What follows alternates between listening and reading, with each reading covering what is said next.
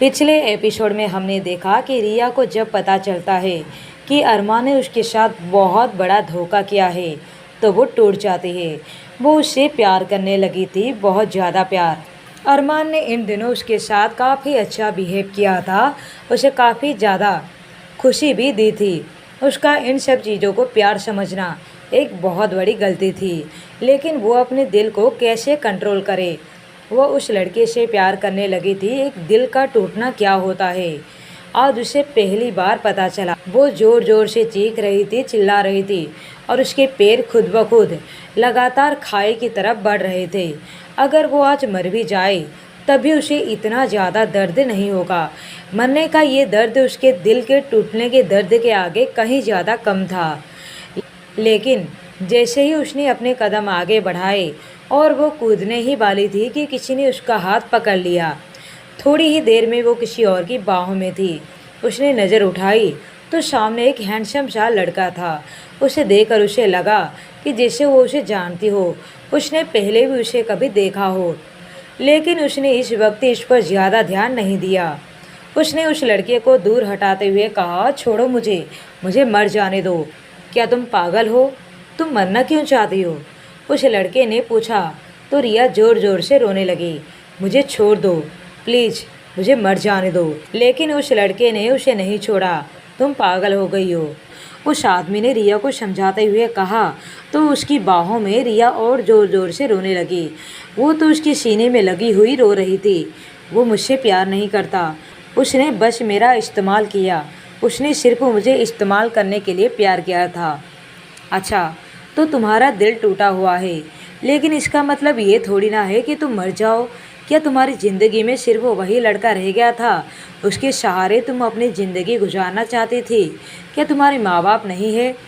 क्या तुम्हारे और करीब कोई नहीं जो तुम्हें प्यार करता हो? क्या वही लड़का है तुम्हारी ज़िंदगी में जिसके सहारे तुम आज तक जीती रही? उस आदमी ने समझाया तो रिया चुप हो गई। उसे याद आया कि उसके माँ बाप उसे कितना प्यार करते हैं, वो उसकी हर इच्छा पूरी करते हैं। उसकी दोस्त परी और तनु उस पर जान छिड़कते हैं। अभी कुछ दिन पहले ही परी के साथ उस लड़के की वजह से रिया ने बुरा बर्ताव किया था। वो कैसे एक लड़के के पीछे इतनी पागल हो गई थी कि अपनी जान देने चली थी। कुछ ही देर के बाद वह काफ़ी हद तक शांत हो गई। वह अभी भी उस आदमी के गले लगी हुई थी। उसे काफ़ी ज़्यादा सुकून मिल रहा था। तभी उस आदमी ने धीरे से कहा, अब चले। रिया ने अपनी गर्दन हाँ में हिला दी। उसके बाद वो उस आदमी से दूर हुई। उसने उसका चेहरा ध्यान से देखा और उससे पूछा, मुझे ऐसा क्यों लगता है जैसे मैंने आपको पहले भी कहीं देखा है? हाँ, हम पहले भी मिल चुके हैं। मैं युवराज राठौड़ का पर्सनल असिस्टेंट हूँ। मेरा नाम रोहित है। मैं एक दिन कॉलेज आया हुआ था, शायद आपने वहाँ मुझे देखा हो, उस आदमी ने कहा। तो रिया को कुछ याद आया। तभी उसे वो आदमी जाना पहचाना सा लग रहा था। उसके बाद रोहित ने अपनी जेब से रुमाल निकाला और उसकी तरफ बढ़ाते हुए कहा, ये लो, साफ करो।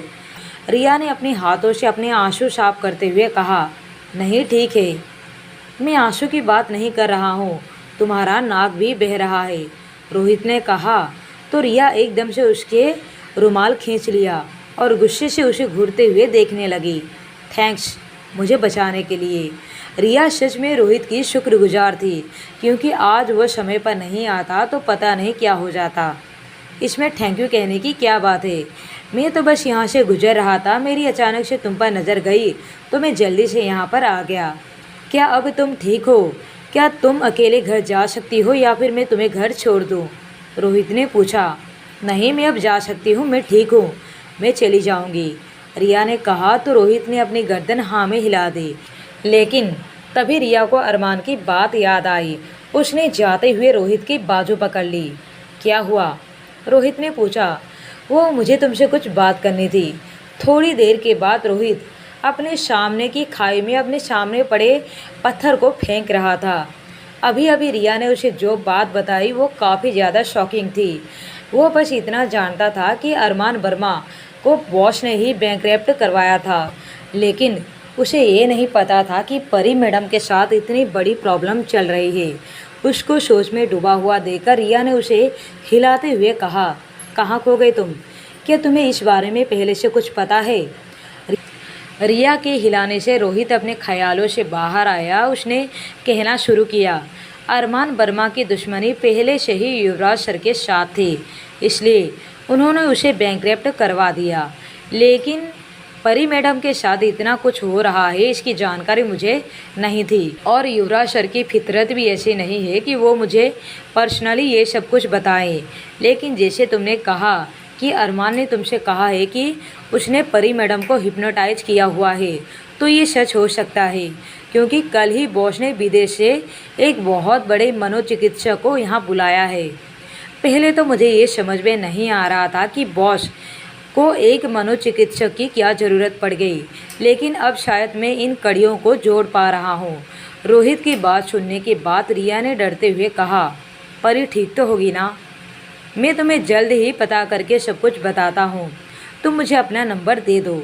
रिया ने फिर जल्दी से रोहित को अपना नंबर दे दिया। जब वो वहाँ से जा रहे थे तभी रिया को रोहित की बात याद आई। उसने अभी अभी क्या कहा था? रुको, तुमने अभी अभी कहा कि अरमान को युवराज ने ही दिवालिया करवाया है। हाँ, उन्होंने मुझे ही ये काम सौंपा था। रोहित ने इतना कहा ही था कि रिया के चेहरे पर मुस्कुराहट आ गई। मतलब मेरी आंखों के सामने अरमान का असली चेहरा लाने में तुम्हारा भी बहुत बड़ा हाथ है। ये कहते हुए उसने जल्दी से रोहित के गाल पर एक किस कर दिया। रोहित हैरानी से अपनी जगह पर जम गया। रिया अपनी स्कूटी के पास गई। उसने जल्दी से स्कूटी स्टार्ट की और वहाँ से निकल गई। लेकिन रोहित अभी भी अपनी जगह जमा हुआ था। यहाँ परी अभी भी बेहोश पड़ी हुई थी और युवराज उसके पास ही बैठा हुआ था। उसने उसके बाजू में बैठे हुए ही अपना लैपटॉप खोलकर कुछ काम कर रहा था और वह कुछ ज़रूरी काम था। उसकी आंखों में अभी भी कोई एक्सप्रेशन नहीं थे और ना ही उसके चेहरे पर किसी भी तरह की कोई सिकन थी। बीच बीच में उसकी नज़र यशिका पर जा रही थी। उसे यकीन था कि होश में आने के बाद यशिका काफ़ी हद तक ठीक हो चुकी होगी। थोड़ी देर के बाद यशिका की आंखें भी खुलने लगी। उसने धीरे धीरे करके अपनी आंखें खोली और युवराज को अपने पास बैठा हुआ पाया। तुम क्या कर रहे हो? यशिका ने पूछा। तो युवराज के चेहरे पर एक प्यारी सी मुस्कान थी। कुछ खास नहीं। अब तुम कैसा फील कर रही हो? युवराज ने पूछा। वो समझ चुका था कि यशिका को पहले की कुछ बातें याद नहीं होगी, क्योंकि पहले जो थी वो परी थी, अब ये यशिका है। डॉक्टर के हिप्नोटाइज का कुछ तो उस पर असर हुआ ही होगा, जो यशिका के चेहरे पर साफ झलक रहा था। यशिका एकदम से युवराज के ऊपर झपट गई और उसे गले लगाते हुए बोली, तुम आजकल मुझसे इतना दूर दूर क्यों रहते हो? युवराज के पास कहने के लिए कोई शब्द नहीं थे। वो दूर दूर रहता है। एक व्यंग से भरी मुस्कान उसके चेहरे पर आ गई, लेकिन उसने कुछ नहीं कहा। हाँ, उसने बस यशिका के बालों को अपने हाथ प्यार से फेरते हुए कहा, तुम अपने कमरे में जाकर आराम करो, तुम्हें आराम की सख्त ज़रूरत है। नहीं, मुझे कोई आराम नहीं करना, मैं बहुत आराम कर चुकी हूँ। अब मुझे पढ़ाई करनी है, मेरे एग्ज़ाम से नज़दीक आ रहे हैं। यशिका ने परेशान होते हुए कहा। ठीक है, तो तुम पढ़ाई करो, लेकिन मेरी एक शर्त है, युवराज ने कहा। शर्त? कैसी शर्त? यशिका अजीब नज़रों से उसे देखते हुए पूछी। तो युवराज ने कहा, यही कि जब तक तुम्हारे एग्ज़ाम पूरा नहीं हो जाते तुम अपना फ़ोन यूज नहीं करोगी और जो मैं बोलूँगा वही करोगी। लेकिन क्यों? यशिका ने अपनी आंखें छोटी करते हुए युवराज को देखा और फिर उसने अपना मुंह बना लिया। जब तुम्हारे पास फ़ोन नहीं रहेगा तो तुम अच्छे से पढ़ाई कर सकोगी। युवराज ने शांत होकर कहा। ठीक है, मैं अब अपना फ़ोन यूज नहीं करूँगी, तुम ये मेरा फ़ोन अपने पास रखो, लेकिन बस एग्ज़ाम तक ही। यशिका ने कहा। तो युवराज ने उसके चेहरे को अपने हाथों में ले लिया और कहा, ठीक है, अब जाओ और पढ़ाई करो। यशिका अपनी जगह से उठी और युवराज के गाल पर एक किस किया और वो अपने कमरे में चली गई। युवराज ने उसे जाते हुए देखा, फिर उसने अपने हाथ से अपने गाल को छुआ जहाँ पर यशिका ने उसे अभी अभी किस किया हुआ था। उसके बाद वो भी अपनी जगह से उठा। उसने बेड के साइड में पड़े हुए यशिका के फ़ोन को उठाया और उस पर कुछ टाइप किया। यहाँ रिया रात को नहाकर वॉशरूम से बाहर निकली तो उसका फ़ोन बज रहा था। उसने देखा तो अननोन नंबर था। हेलो, कौन? रिया ने फ़ोन उठाकर पूछा। सामने से आवाज़ आई, मैं बोल रहा हूँ। मैं कौन? ये कहते हुए रिया हंसने लगी। मैं रोहित। रोहित ने थोड़ा झिझकते हुए कहा। अच्छा रोहित, तो ये आप है? ये अननोन नंबर था तो मुझे पता ही नहीं लगा कि कौन है। अच्छा कोई बात नहीं, मैं बस तुम्हें ये बताने के लिए फ़ोन किया था कि जो भी तुमने परी मैडम के बारे में कहा था वो सब सच था। रोहित ने कहा तो रिया ने याद करने की कोशिश करते हुए कहा, मैंने क्या कहा था? रिया की बात सुनकर रोहित ने अपना सिर पीट लिया। अरे तुमने जो परी मैडम के बारे में मुझे बताया था कि उनको हिप्नोटाइज किया हुआ है वो सब सच है, रोहित ने कहा तो रिया के मुँह से एकदम से निकला, क्या? हाँ, और ये बात मैं पूरी श्योरिटी के साथ बता रहा हूँ, आज परी मैडम का इलाज भी हुआ, लेकिन ये मुझे पता नहीं कि वो कितनी ठीक है। रिया की आंखें ये सब कुछ सुनकर नम हो गई। उसकी प्यारी हंसती खेलती दोस्त के साथ आखिर ये सब क्या हो रहा है? क्या हुआ? तुम चुप क्यों हो गई? रोहित ने बड़े प्यार से पूछा तो रिया ने इस बार चिल्लाकर कहा, ये सब तुम्हारे उस युवराज की वजह से हुआ है। अगर वो परी की ज़िंदगी में नहीं आया होता तो उसके साथ इतना बड़ा प्रॉब्लम नहीं हुआ होता। जब से वो उसकी ज़िंदगी में आया है उसके साथ कुछ ना कुछ गलत हो रहा है। देखो अब उसकी वजह से परी कितनी बड़ी मुसीबत में फंस गई है। यहाँ तक तुम्हारे बॉस की वजह से अरमान नाम का बला मेरी ज़िंदगी में आ गया है। क्या ये तुम्हारा बॉस इतना बड़ा मनहूस है? अरे तुम ये कैसी बातें कर रही हो मेरे बॉस के बारे में? इतना कुछ बोलने की तुम्हारी हिम्मत भी कैसे हुई? रोहित ने कहा। हिम्मत? हिम्मत तो मेरे अंदर बहुत है। इतना है कि मैं तुम्हारे उस बॉस का जाकर गला भी दबा सकती हूँ। हिम्मत की बात तो तुम ना ही करो तो अच्छा होगा, रिया ने अपनी बड़ाई मारते हुए कहा। क्या सच में तुम ये कर सकती हो? रोहित ने अपनी एक आईब्रो ऊपर उठाते हुए कहा। बिल्कुल। अच्छा चलो ठीक है, मैं अब अपना फ़ोन रखती हूँ, मुझे परी के बारे में तनु से भी बात करनी होगी। Bye, good night. ये कहकर रिया ने तुरंत फ़ोन काट दिया। रोहित ने अभी भी अपने हाथों में फ़ोन पकड़ा हुआ था। पहले उसने अपने फ़ोन को देखा, फिर अपने गालों को छुआ। उसके चेहरे पर उसके बाद एक स्माइल आ गई। अरमान, ये सब कैसे हुआ? तुम एक रात में बैंकक्रप्ट कैसे हो सकते हो? कमिश्नर अपने सामने बैठे हुए अरमान से पूछा। अंकल जी, जो भी हो, मुझे ये काम युवराज का लगता है। मैं उसे इस बार नहीं छोड़ने वाला हूँ। मैं उसे बदला लूँगा और ऐसा बदला कि वो ज़िंदगी भर याद रखेगा कि अरमान नाम का भी कोई चीज़ है। क्या तुमने उस लड़की से कुछ पता किया? उसने अभी तक तुम्हें कुछ क्लू दिया? नहीं, उसने मुझे अभी तक कोई क्लू नहीं दिया। मुझे तो ऐसा लगता है कि वो परी के वेश में युवराज के ही तरफ है। वैसे मुझे लगता है जैसे वो युवराज को देखती है तो सब कुछ भूल जाती है। पता नहीं वो हमारे किसी काम की है भी या नहीं, अरमान ने कहा तो कमिश्नर बोला। मुझे ऐसा लगता है कि हमें उस लड़की पर ज़्यादा भरोसा नहीं करना चाहिए। हमें कुछ अपना प्लान बनाना चाहिए और जो कुछ भी हुआ उसे तुम ज़्यादा सीरियसली मत लो। देखो, मेरा आगे कोई नहीं है। मैं अपनी सारी जायदाद तुम्हारे नाम करने के लिए तैयार हूँ। तुम बस मेरे लिए काम करो, कमिश्नर ने कहा तो अरमान तुरंत बोल उठा। नहीं अंकल, आप पहले से ही बहुत ज़्यादा मुझ पर एहसान कर चुके हैं, इस बार आपको ज़्यादा ही। अरमान ने इतना कहा ही था कि कमिश्नर ने उसकी बात को बीच में ही काटते हुए कहा। अरमान, तुम मेरे बेटे जैसे हो। तुमने हमेशा मेरा साथ दिया है मेरे बच्चों के जाने के बाद, इसलिए तुम इस बार मना नहीं करोगे। अगले दिन रोहित के फ़ोन पर रिया का कॉल आया तो रोहित ने एक बार अपने सामने बैठे हुए युवराज को देखा, फिर डरते हुए कहा, बॉस, इम्पोर्टेंट कॉल है। युवराज ने फाइल पढ़ते हुए उसे हाथ से बाहर जाने का इशारा किया तो रोहित बिना देरी किए वहाँ से बाहर निकल गया। हेलो, उसने फ़ोन उठाकर जैसे ही कहा, रिया ने सामने से चिल्लाते हुए कहा, इतनी देर क्यों लगा दी फ़ोन उठाने में?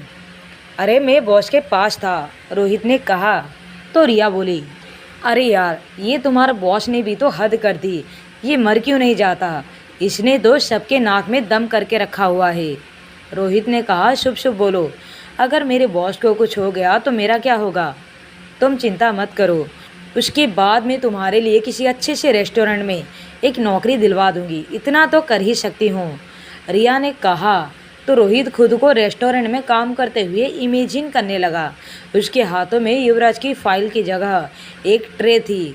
उसने कहा, तुम्हारा बहुत बहुत शुक्रिया, लेकिन मुझे तुम्हारी जॉब ऑफ़र की कोई ज़रूरत नहीं। अरे तुम चिंता मत करो, तुम्हें जितनी सैलरी यहाँ मिलती है उससे कहीं ज़्यादा मैं तुम्हें दिलवा दूँगी, रिया ने कहा। तो रोहित बोला, वो मुझे लाखों में सैलरी देता है और जब मैं अच्छा काम करता हूँ तो ये सैलरी कई गुना ज़्यादा भी हो जाती है। क्या तुम दिलवा पाओगी मुझे इतनी सैलरी? रोहित ने कहा। तो रिया की आंखें बड़ी हो गई। क्या तुम सच में महीने इतना ज़्यादा कमा लेते हो? जी मैडम, युवराज राठौड़ का पर्सनल असिस्टेंट हूँ। ये कोई मामूली बात है क्या? कोई एरा गेरा इंसान ये काम कर भी नहीं सकता। रोहित को आज सच में अपने ऊपर प्राउड फील हो रहा था। बड़े आए युवराज के चेले, अब देखना मैं उसे कैसे मज़े चखाती हूँ। क्या मतलब? मैं समझा नहीं। रोहित ने हैरानी से पूछा। मतलब ये कि आज रात मैं और तनु परी से मिलने आ रहे हैं और आज रात हम वहीं रुकेंगे। लेकिन तुम वहाँ जाना क्यों चाहती हो? तुम तो परी मैडम से रोज़ मिलते ही होंगे ना? अरे अब नहीं मिल सकते, क्योंकि अब हमारे एग्ज़ाम अगले महीने है। तो अब हम अगले महीने ही एग्ज़ाम देने जाएंगे। हमें परी की तबीयत अपनी आंखों से देखनी है। एक तो उसका फ़ोन भी नहीं लग रहा है, हमें उसकी चिंता हो रही है। रिया की बात सुनकर रोहित ने कहा, ओह, तो इसलिए तुम वहाँ जाना चाहती हो। लेकिन क्या तुम दोनों में से किसी को युवराज बॉस का घर पता है? रोहित जानता था कि युवराज का घर किसी को वैसे आम तौर पर पता नहीं होता है, लेकिन क्या पता परी मैडम ने इन्हें इस बारे में बताया हो। रोहित अपने सोच में ही था कि रिया ने कहा, हमें पता नहीं तभी तो तुम्हें फ़ोन किया है। परी का फ़ोन भी नहीं लग रहा है। रिया की बात सुनकर रोहित की आंखें लगभग बाहर आ गई। इस लड़की के लिए उसने कल भी बहुत बड़ा रिस्क लिया था और अगर युवराज को इस बारे में पता चल गया तो वो उसका भरता ही बना देगा। और आज इस लड़की उसे युवराज के घर का पता पूछ रही है। अगर युवराज सर को पता चला कि उसने बिना उसके इजाज़त के किसी को पता दिया है तो पता नहीं उसका पता रहेगा या खुद वो लापता हो जाएगा। उसने खुद का गला सूखता हुआ पाया। उसने गहरी सांस ली और कहा, मैं ऐसा कुछ नहीं कर सकता। बॉस को पसंद नहीं कि कोई यूं ही उनके घर में घुस आए। तो हम कौन सा उनके घर में चोरी करने जा रहे हैं? हम तो परी से मिलने आ रहे हैं, उसको देखने आ रहे हैं, रिया ने कहा। तो रोहित बीच में ही बोला, लेकिन वो युवराज सर का घर है। मैं कुछ नहीं जानती, तुम मुझे उसके घर का पता दे रहे हो, मतलब दे रहे हो। इसके बाद रिया जिद करने लगी। रोहित ने हार मानते हुए कहा, ठीक है, मैं इस बारे में युवराज सर से बात करता हूँ। क्या पता कि वो परी मैडम के लिए मान भी जाएं। उसे मानना ही होगा। वो कौन होता है हम सहेलियों को एक दूसरे से दूर करने वाला? रिया ने फिर से युवराज के ऊपर गुस्सा करते हुए कहा, अच्छा अच्छा ठीक है, मैं समझ गया, कहकर रोहित ने तुरंत फ़ोन काट दिया। उसे समझ में नहीं आ रहा था कि वो युवराज से इस बारे में कैसे बात करे, लेकिन उसे रिया के लिए ये सब करना ही था। उसने अपना सीना चौड़ा किया और वापस केबिन में आ गया। युवराज अभी भी अपने काम में काफ़ी ज़्यादा बिजी लग रहा था। रोहित ने अपनी राग निकालते हुए धीरे से कहा, बॉस, परी मैडम की दोस्त रिया और तनु मैडम से मिलने के लिए आपके विला आना चाहते हैं। आप इस बारे में क्या सोचते हैं? ये कहकर रोहित ने पूरी तरह से सीधा खड़ा हो गया। युवराज ने डॉक्यूमेंट से धीरे से अपनी नज़र उठाया और बड़ी ही शांति से कहा, उनमें से वो कौन सी लड़की है जिसके लिए तुमने कल परी के बारे में पता करवाया? जैसे ही युवराज की बात पूरी हुई, रोहित की सांस ही अटक गई। इसका मतलब है युवराज सर को सब पता चल गया है। अब आगे क्या होगा जानने के लिए बने रहिए माय डेंजरस लवर पर।